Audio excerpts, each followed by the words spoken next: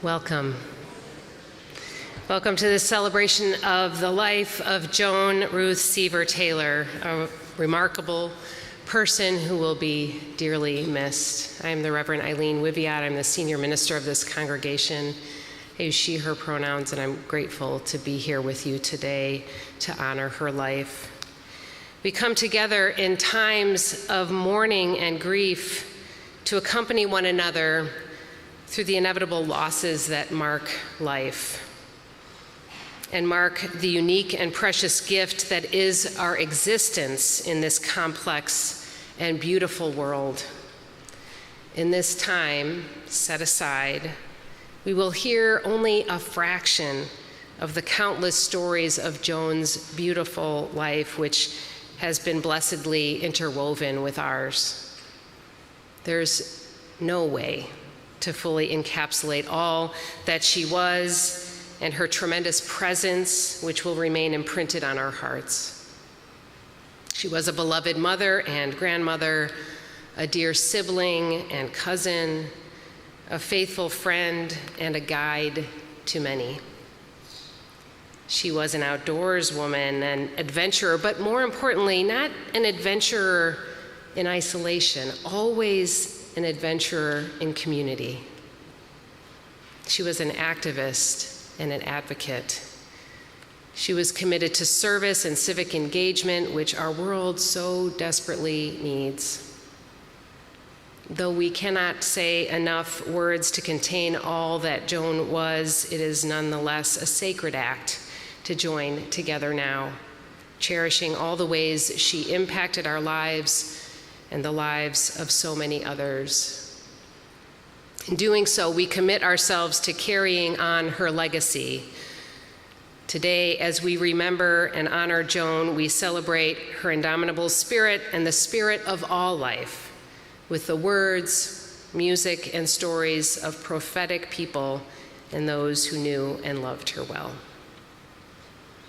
May this service be a comfort and a blessing to her daughters, Christina and Wendy, and their spouses, Michael and La, and to Joan's grandchildren, Sebastian and Joshua, and to all who knew and loved her. May our shared tears and our laughter as we remember her now and always heal us and sustain us in our striving to make the world better. May her memory always be a blessing, and may it bind us to faithfully living and loving in this precious world, and loving each other with courage and joy. Let us be assured as we remember Joan that our lives have value and meaning beyond our presence here, and may we know that love and goodness endure.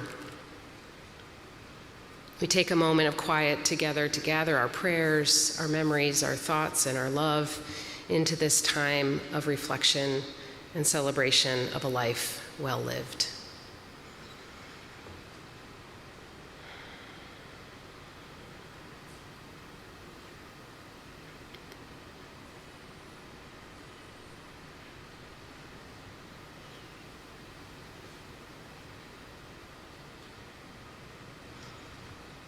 As Christina, Michael, Sebastian, Joshua, Wendy, and La light the chalice, symbol of the Unitarian Universalist faith and the dedication to service that Joan embodied, I will read the words of Carl Sandburg from Stars, Songs, Faces.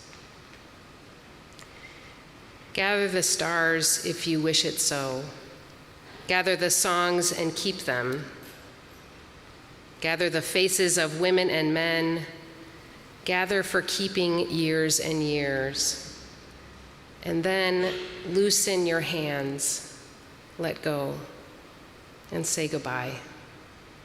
Let the stars and songs go, let the faces and years go. Loosen your hands and say goodbye. Thank you.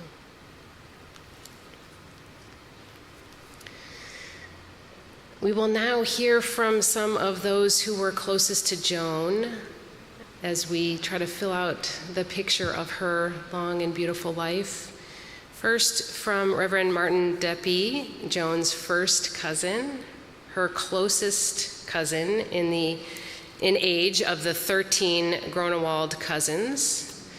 As seen in this slideshow, Reverend Deppy married Joan and Don. And then we'll hear from Gail Williams, who was a hiking buddy through Women Outdoors and took regular walks with Joan. She is the next generation trip organizer, in Joan's words. Next, Kim Parsons, a hiking and paddling buddy and co-leader with Joan of national and international Friends hiking trips. She's also a gifted writer and poet. Christina, Wendy, and La read Kim's writings to Mom in her last months and dubbed themselves KP enthusiasts. Tony Ray, a friend of Joan's from this church and became close with Joan when Joan moved to 1020 Grove, the senior apartment building a few blocks away from here. She'll speak. And then finally we'll hear from Christina Collins and Wendy Taylor, Joan's daughters. Martin, please come forward.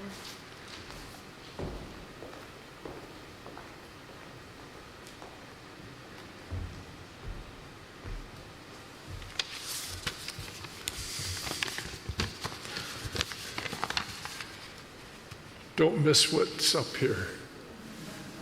A good piece of Joan's life.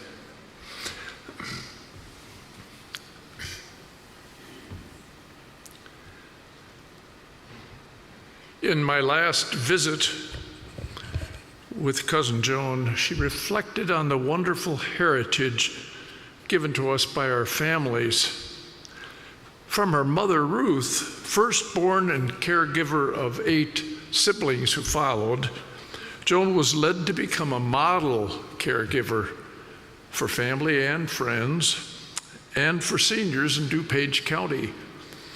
From her dad, she received a free and adventurous spirit and a love of games and the great outdoors. And of course, much more from both of her parents. Joan's older brother, Paul, is unable to be here today, but he has shared with me some of the emails that he sent to Joan every day these past few months, and I'm honored to incorporate them in my remarks. We Gronewalds were a close family. I spent many a weekend at 4900 Berry, and she, Joan, out in Bensonville. Bence, as her mother called it. We played hide and seek. We made dandelion soup. We played board games and later learned chess from Uncle Jim. We played ping pong and we rode bikes everywhere. So her love of Scrabble has some deep roots. Paul wrote that on rainy days, quote, we could entertain ourselves bicycling around the furnace in the basement at 4900 Berry. He remembers that years later, quote, you kept a stack of games in your Evanston apartment so that the grandkids would reach for them when they came to visit. Joan's caregiving was phenomenal. From caring for her parents to her dear husband, Don, in his last days, her cousins Alice, and then my sister Lenore, her Aunt Irene, and then many other friends. And this was her professional calling as well, to care for seniors, following up on a master's degree from the famed School of Social Work at the University of Chicago. I recall the incredible testimonies at her retirement party. After many years as program director for senior citizens in DuPage County. When my mother died, Joan assisted me in caring for my sister Lenore, taking her shopping and getting her clothes and other things, other needs that she had. Paul recalls the many times Joan came to the rescue. As, for example, when Aunt Irene died. You took her in, found great people to help attend to her needs, persisting to the end. You did it again in that bleak winter of '08, when Mary was in her last days, his wife. You stayed a month caring for Mary and me as she was dying. Then you disappeared. And the next day, as the family gathered around, Mary left us. So characteristic of you, filling the gaps. Real help where and when needed, no unnecessary show. That was a Joan way of doing, unquote. Joan was fun-loving and adventurous, Paul writes. When I'd gone off to tech, he meant MIT, you rejected 2 years of living as a single child, and you went off to Shimer College, an early example of your strong independence. At the close of my wedding counseling session with Joan and Don back in 1966, we went through the service step by step. And when I mentioned the benediction and the kiss, Joan asked, well, how do we recess? And I replied something like, it's all yours. And the next day after the wedding kiss, Joan grabbed Don's arm and they just ran down the aisle. I'd never seen that before or since. A free spirit she was. Joan's love of nature, her canoeing and hiking with family and friends goes way back, and interestingly combines what Paul calls venture and nurture. He writes, quote, "In the summer of 1940, our Seaver Four went on our first vacation trip up to Devil's Lake." How many of you have been there? Oh my God. Woo. That's our first vacation trip to Devil's Lake in our recently acquired 1933 black Dodge. An example of the good life we had as kids. And then on Sunday afternoons when Mother was resting, Dad would take us out for a rowboat ride on Humboldt Park Lagoon. I remember those boat rides with Uncle Sam too. As Paul notes, the great out of doors was her special love. In her retirement years with her canoe and hiking groups, Jo expanded the concept of family, Paul says, expanded the concept of family from just her immediate heritage. Some closing thoughts, again from Paul. "We have lived our lives in epochal times, sister. We've had good runs, I think, building on strong family heritage. May our children and grandchildren feel similarly about us." And then on the day that was the Boston Marathon, he wrote her, "Joan, you have been a marathon person your whole life, now surpassing your 90th birthday. Sleep well, dear one."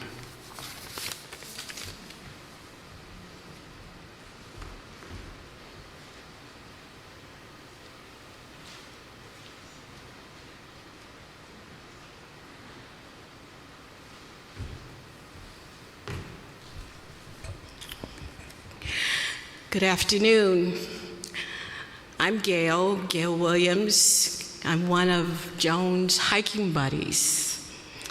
I stand before you today as a testament of Joan's kindness, generosity, and quickness, and love of heart. I met Joan in 2015.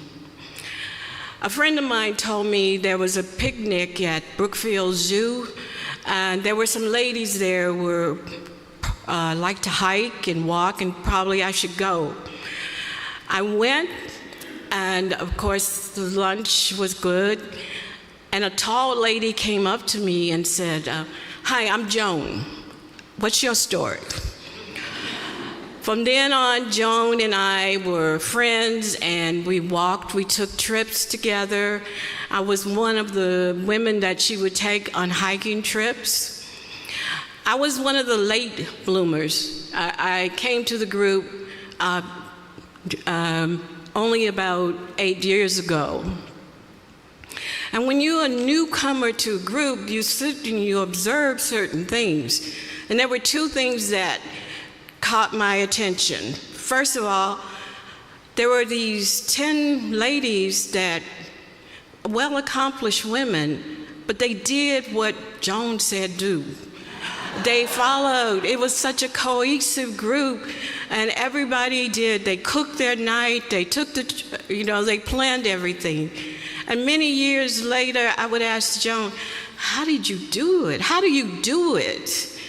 And she said to me, "Well, I'll talk to them, I listen, I change, and I love it." So that was one of the things I observed. The other thing that I observed is Joan had this unique quality that she would bring things out of you that you never thought you could talk about. On any hiking trip, Joan would say, "Oh, it's time for us to walk together." So we would just walk, at the end of the trail with Joan. And she would ask you things about yourself. And you would share things that you would thought, oh, I didn't mean to say it, but it said it to Joan, so it's okay. But she made things like working. I have a Haiti project, and she made it seem like that was one of the wonderful things ever done. And she was more than generous with our group, with our Haiti lunch program. So if you're a friend of Joan's, you will get a call, and you will hear, she would say, I need to be on your calendar at least once a month. So Joan and I, our time together was the third Saturday of the month. And today is the third Saturday of the month.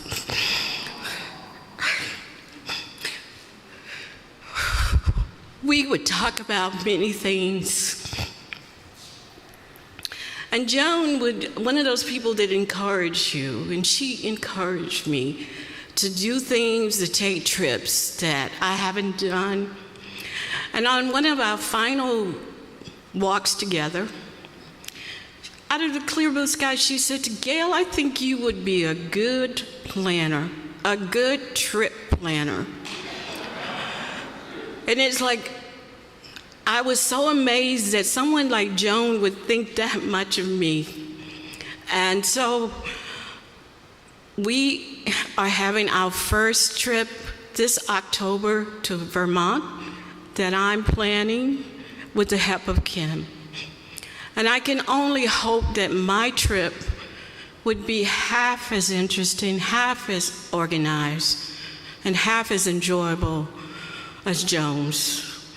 I will miss our walks, our talks, her calls, and I will always carry her in my heart.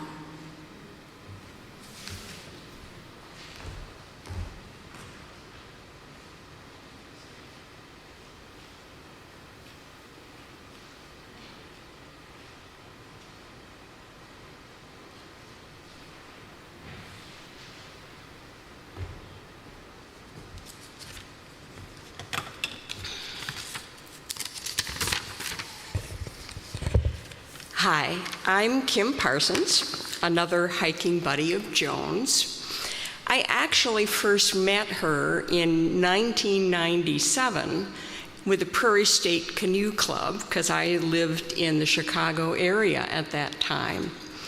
And I went on her Buffalo River trip, I went on her Kickapoo trip, and a couple of times she said, well, you know, why don't you come as my co-leader? And I'm like, well, okay, but I didn't see myself as a leader. Then I moved back to Milwaukee, and I didn't see Joan very often until in 2017. I had been to some of her hiking trips, but in 2017 was the first year I went on one of her big trips. And it was to Ouray, Colorado, and I got there early enough to go into the visitor center, and they had hiking brochures, hiking trail brochures. So I picked up the brochures, and when Joan arrived at the house that we were all sharing, I said, here are the brochures for the trails. And she took them from me, and then she said, would you be willing to go through and suggest hikes for us each day? And I'm like, well, okay, because I had never done anything like that or expected to do anything like that. And it was wonderful, and it was great, because I would come up with an idea, and then I would run it by Joan, and she would refine it. And so I just learned a lot on that trip. But I never gave it another thought. And the next year, early in the year, I got a call from her. She said, I want to do a trip to the Oregon coast. Is there good hiking by this city? And she named a city I'd never heard of, and I said, well, I don't know. And she said, well, would you research that? So I became the hike researcher and the hike planner on her trips, and I feel so blessed to have done that.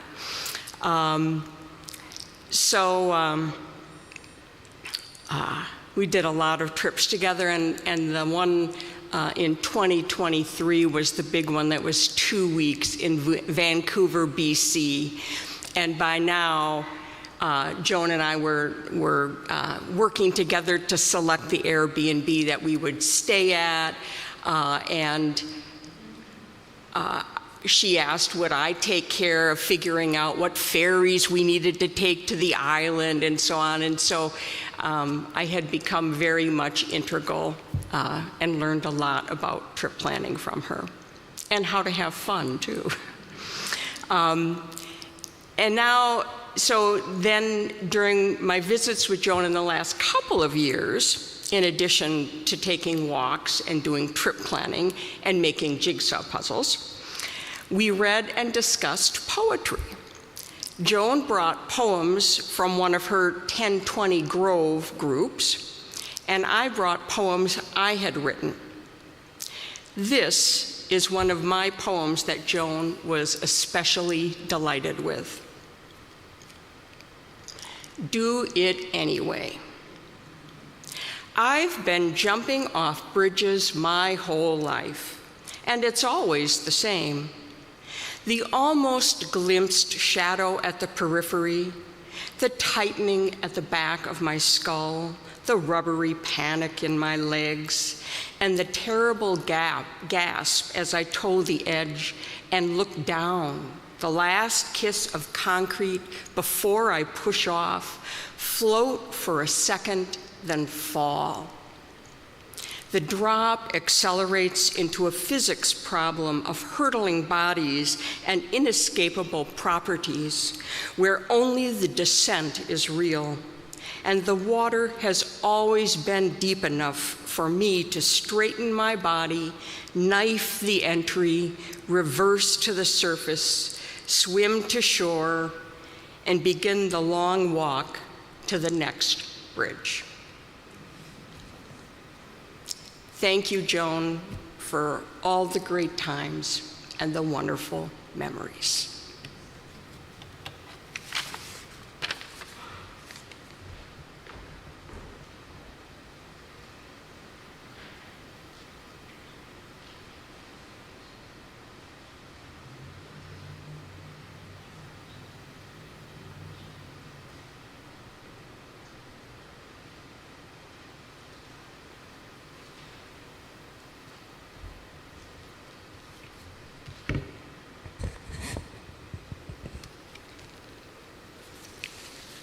I'm Tony Ray. I was a friend of Joan's. Many of you can say the same thing. When I started writing or thinking of what I wanted to say, started with, I think, the power of friendship was Joan's superpower. And I thought, wait a minute. She had hiking, canoeing, planning trips. This was just one more of her superpowers.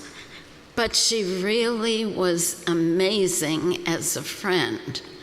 When you met Joan, she would ask you questions, and she would get to know you, and she would get to love things about you. And I think that was just wonderful. She was so interested in people. She thought people were interesting and lovable.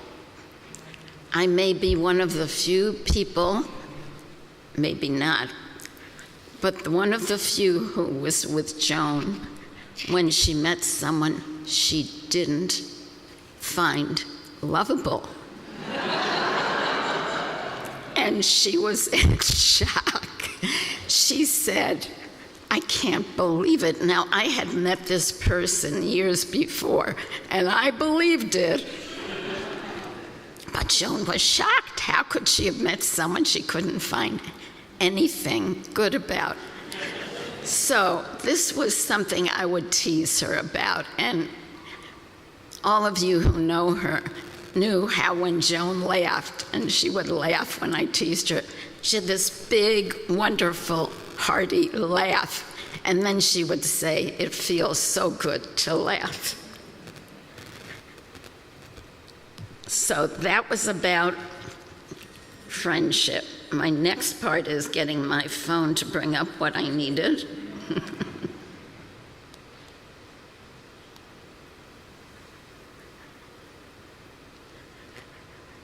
Okay.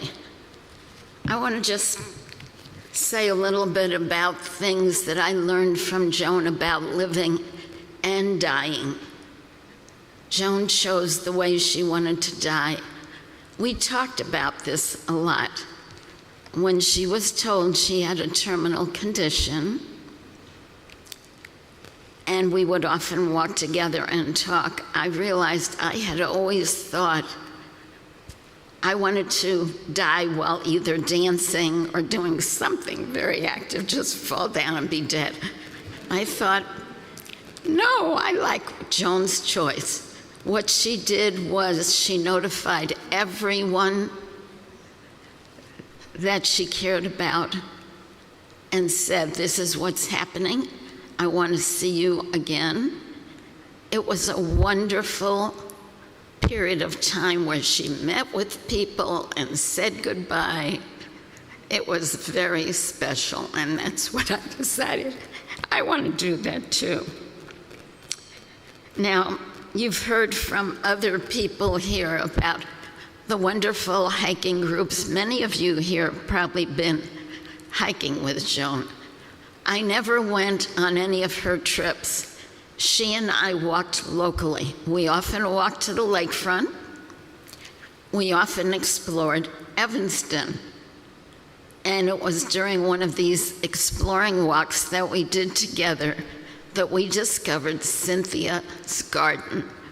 We were walking down, I think it's called Ridge Court. Is that where you live, Cynthia?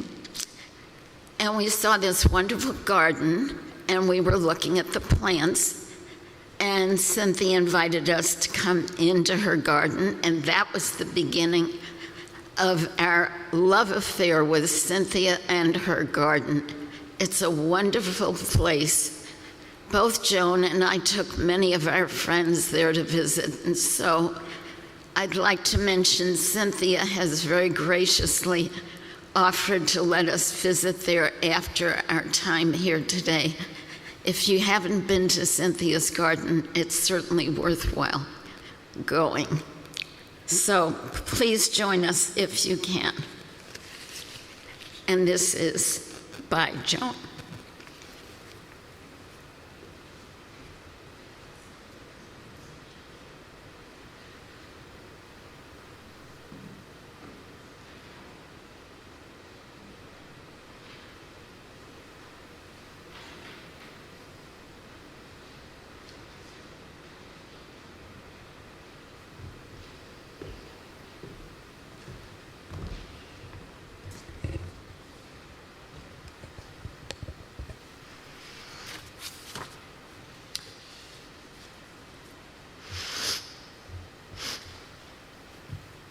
Doesn't help if your eyes are blurry with tears. Good afternoon. I'm Wendy Taylor, Joan's younger daughter. Probably many of you know me as the daughter who lives out in Maryland. And on behalf of Christina and myself, I would like to thank Reverend Eileen, Gregory, Martin, Gail, Kim, Tony, La, Cynthia, Mary, and the church volunteers for so beautifully and generously helping us celebrate Mom's life this weekend. Following on a theme today, I'd like to share about the influence Mom had on me and so many others. When I was 1 month old, Mom's friends were going on a camping trip, and Mom did not want to miss out. So she asked our dad to rig up a camping rocking chair so our family of 4 could go.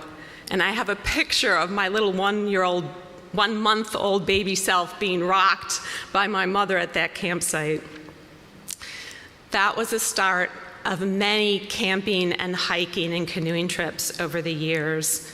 And I've always credited my mom with my love of nature and my care for the planet, which have led to my conservation career. My mom also took me to be Rolfed, which is a really deep form of body work, when I was 15. I had back pain. And that experience and Mom's lifelong dedication to healthy living and also being in the helping professions herself really inspired me to want to care for people and pursue acupuncture and the healing arts. Mom also modeled for me fun, leadership, civic engagement, kindness, compassion, caring for friends and family, being welcoming, and optimism. Many of the characteristics other folks have mentioned today. Mom often, though, didn't know her own impact, and she was amazed in her last year of life to hear how much she meant to all of you. And I was so moved to hear how many of you saw her as a second mother, sister, cousin, aunt, or held her as a very close friend or mentor. I think this speaks to who Mom was. She listened to us, she told us stories, she invited us to walk and play games with her, and she made us feel so welcomed and special. I can't tell you how many folks hearing about Mom's outdoor adventures said they wanted to be like Mom as they age. And now many folks have also learned from her approach to illness and dying. And how fitting, how incredibly fitting after her long career working with seniors and advocating for seniors. Mom also modeled gratitude. She wrote in a letter to me that we were mother-daughter, friends and pals. We knew we were very fortunate, and we did not take our relationship for granted. We grew even closer in my twice-monthly visits after her diagnosis last July. My partner-in-law and I were honored to welcome Mom into our home in December. And I am grateful Mom had several good months with us where she reported being happy and finding a new peacefulness. And I want to thank La, Christina, Michael, Nurse Dolores, and all the nurses and aides at Gilchrist Hospice, and Charlita and our wonderful caregivers, Tawanda and Dee, at A New Walk of Life, for their vital roles in making Mom feel loved, comfortable, safe, and well cared for in her last months. And I thank all of you and all of you on the virtual live stream, there are many out there, for the bedrock. You were such a bedrock of love and support for Mom and our family this past year. I had an acupuncture teacher who would say when somebody's cell phone rang, "God's calling." So thank you for that bedrock. Mom was a lifelong morning person. I am not. She was always ready to start her day. And it felt so right to me that she died on a sunny Saturday morning, 1 month ago today, just after the solstice and the full moon. It was the energetic height of the year. And I pictured her joyfully off on her next adventure. And I have felt her so much this week being back here in Illinois. I just feel her everywhere because she was always out doing things. And I miss her. I miss palling around so much. I had a big cry this morning, and I remembered what one of my acupuncture teachers, Thea Elijah, taught about how grief is this process of taking our relationship, which is external with this other person, external to ourselves, between us, and bringing it into our heart so that relationship and that person live here. And that telling stories about the person, our beloved, was a big part of our heart learning to do that translation, to bring them inside. And so I'm so grateful to be here all together.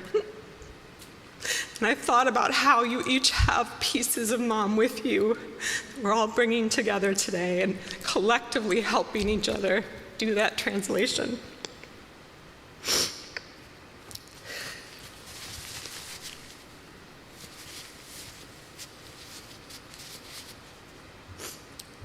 So you may remember, as I do, Mom saying in the middle of a walk or a conversation, "Look, the sun just came out."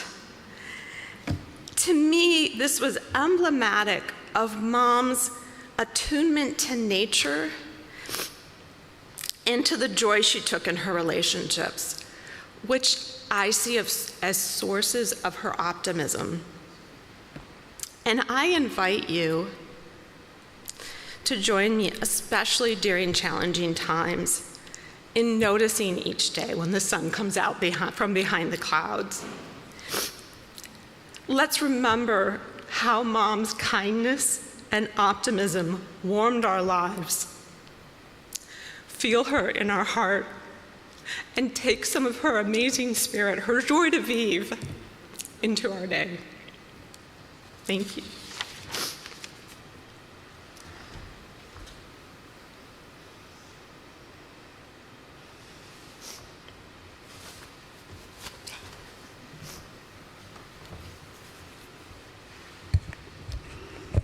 Hello, I'm Christina Collins, the older sister, the sister in Illinois. Today we're here to celebrate my mother's life, and I'm reminded of the words of Carl Jung. The privilege of a lifetime is to become who we truly are. I believe that Mom did just that, and I'm proud of her for it. She lived her life on her own terms right to the very end. Along the way, her kind heart, her inclusivity, and her unwavering enthusiasm for pursuing her interests became a magnet, drawing people in. Mom and I struggled to get along in my early years because I wanted her to be someone she wasn't. As I grew older, I let go of wanting her to be there for me in ways that she could not, and I recognized the true greatness in who she was. So I invited her into a larger role in my life, which she accepted. And that invitation proved to be a blessing over the past decades for both of us. Mom had a playful and fun-loving spirit that just made her a joy to be around. We shared countless memorable moments, from enjoying nature together while canoeing and hiking, or playing games, or working on puzzles. Now, I have to confess, I don't like puzzles. Jigsaw puzzles. I did a lot of them with my mom, but they were somehow special doing them with her.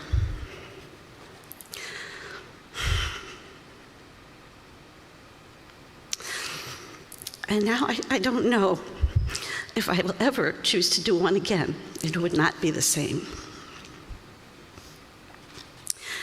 I will certainly miss all the precious times playing games together. She was always up for a game. We had so much fun. These last months were hard because she was growing weaker in body and in mind, and we couldn't do the things that we'd always enjoyed doing together. So that was very hard. Today, I have comfort from knowing that she's no longer worried and anxious about what might come at the end. It was a frightening period. And I'm grateful that I was able to be an adult daughter to my mother for so many decades. And that in the end, in an important and timeless way, I was able to care for her and to support Wendy in caring for her. Thank you.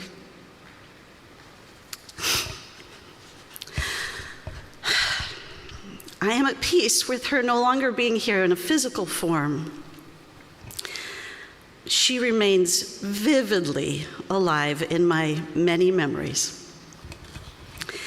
In true Joan Taylor fashion, my mother placed great importance on ensuring we communicated with her friends and loved ones, making certain that everyone who cared about her was notified of what was happening with her health and then of her death, and was invited to this celebration of her incredible life.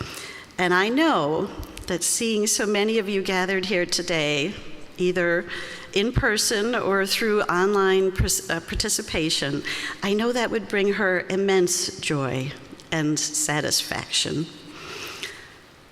I extend my heartfelt gratitude to each of you for being here and for being such wonderful friends, especially to Mom. Thank you.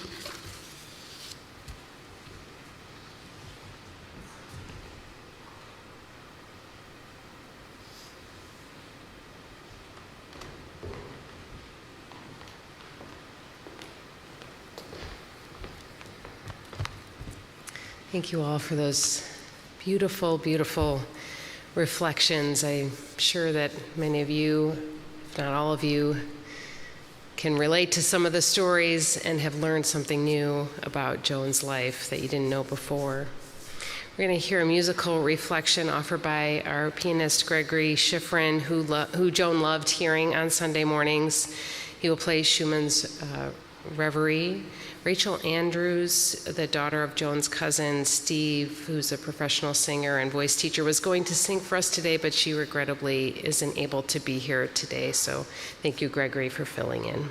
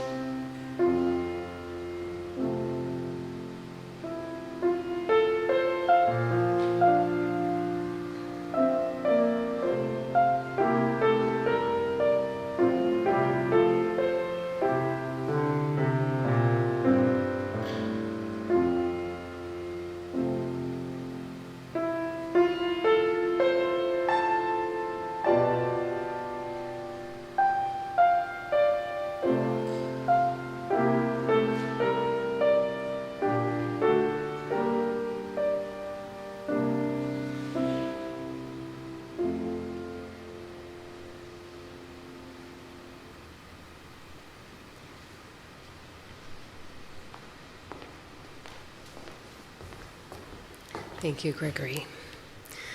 La Sarmiento is a mindfulness teacher and Wendy's life partner.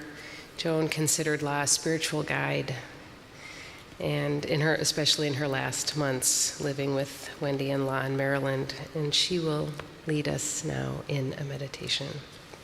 They will lead us now in a meditation. Pardon me.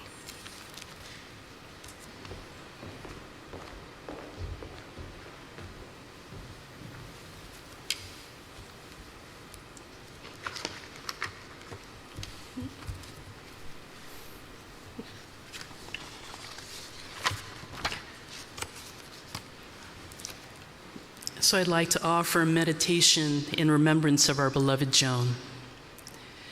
So please sit in a way that creates ease in your body. Allow yourself to go inwards in whatever way works best for you, with eyes closed or with a soft gaze downwards. Take some nice, deep, full breaths in and out, cultivating presence and connection with yourself. Joan and her community of family and friends gathered here and beyond. Feel your feet making contact with the floor. Feel the weight of your seat on your chair. Establishing a sense of groundedness and stability to lovingly hold whatever you may be feeling right now.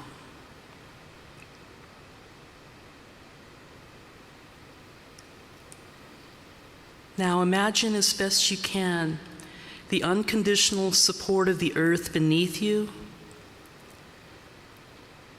the vast, open, spacious sky above, and your loved ones and wise and bright ancestors at your back.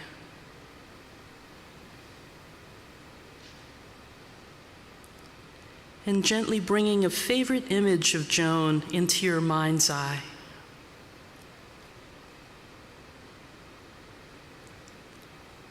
And taking a moment to reflect on a sweet memory of Joan from a while back or in the past year.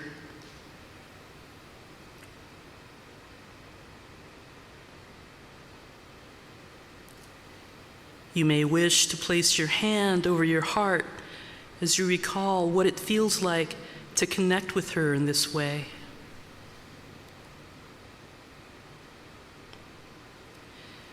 May you know that this memory and all that you remember about Joan always lives in and through you.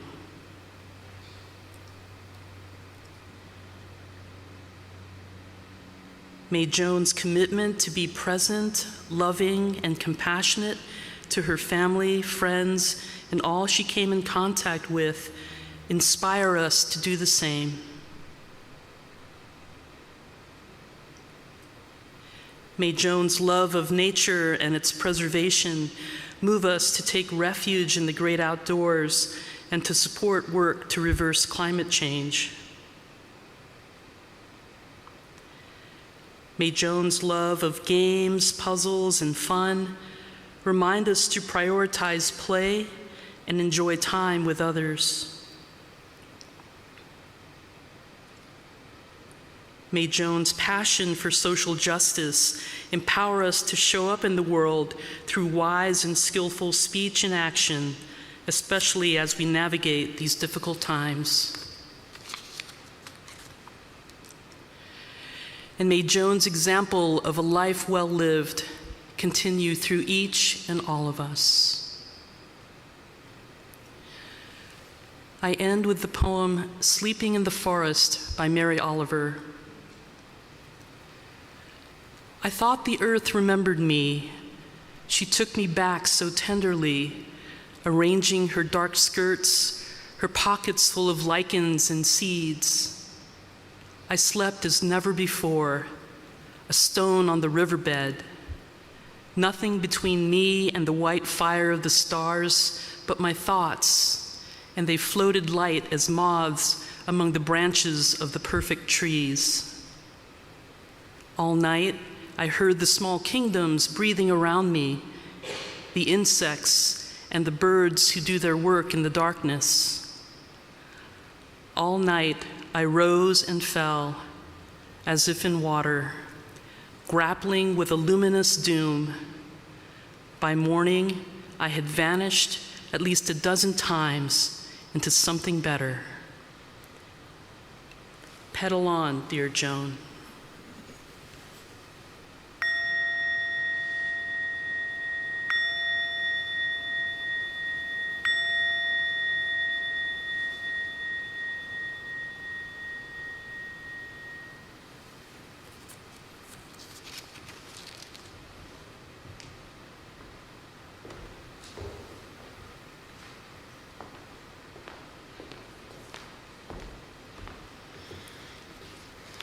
Thank you, La. Though Joan's physical body is no longer here on this earth she loved so well, her legacy and powerful spirit remain. She has been turned to dust, as all of us will be, and reunited with the elements from which she came. To our hearts and minds we commit her spirit, her memory, her wisdom and love. Spirit of life, we are grateful for this time of remembering and celebrating Joan's life. She touched the lives of many within and beyond this room in countless ways, and her impact will remain with us. Let us hold one another through grief so that we may continue to love boldly, even as we reckon with loss. May we remain open to the experiences of life with joy and reverence, curiosity and courage, just as Joan did, for that is how we honor her most faithfully. And if there be any regrets for things left unsaid or undone, may we find a way to release them, forgive ourselves and her, and to be at peace.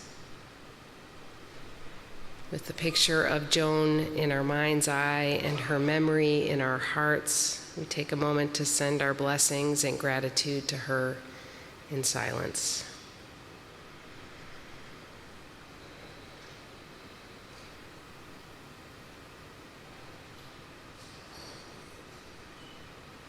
We give thanks for the spirit of Joan Ruth Seaver Taylor, who in sharing her wisdom, her kindness, and her vibrancy brought joy and meaning to so many. The truth of her life endures, for it is woven into the fabric of the larger life of which we and Joan are all a part. Mindful of our own mortality and the gift that life is, may we now and here resolve to live a little more closely to our values, to care a little more deeply for others and the earth, to take risks a little more often. And on this day, may we tell someone very clearly that they are valued and that they are loved. In this way, we honor her. As Joan's family extinguishes the flame of our chalice, let us remember that love remains and holds us together with all things. Let us carry this flame and the memory of Joan with us in our hearts. And please join in responding with the words, "We remember her," to the poem in the back of your program. In the rising of the sun and in its going down, we remember her. In the blowing of the wind and the chill of winter, we remember her. In the opening of buds and in the rebirth of spring, we remember her. In the blueness of the sky and in the warmth of summer, we remember her. In the rustling of the leaves and the beauty of autumn, we remember her. In the beginning of the year and when it ends, we remember her. When we are weary and in need of strength, we remember her. When we are lost and sick at heart, we remember her. When we have joys we yearn to share, we remember her. So long as we live, so too shall she live, for she is now a part of us as we remember her. Our benediction is an invitation to all of you. The family invites you to stay after the service for a reception at the back of the sanctuary and to share your fond memories of Joan. You can see the photo slideshow that'll reappear if you didn't have a chance to see that before. And then after the reception, you are invited to join family and friends walking or by car to visit Cynthia's garden as described by Tony. And I just want to give my own personal plug. I was one of those recipients at the end of her life to get an invitation to have a walk with her and to go to Cynthia's garden, and it is a remarkable place, and I feel very sure that her spirit will live on there. And there's a plaque there. Wendy's colleagues at the Conservation Fund have dedicated that space. The address is in the program, so you can see that on the back page. It's about a half a mile from here. And then you're also invited to a memorial walk by the lakefront tomorrow at 9 a.m., led by Mary Waters and Joan's daughters. And you can see the program for information on where to gather for that as well. Let our faith in the power of love remain.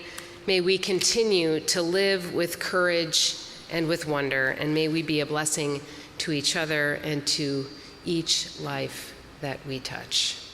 Amen, and blessed be.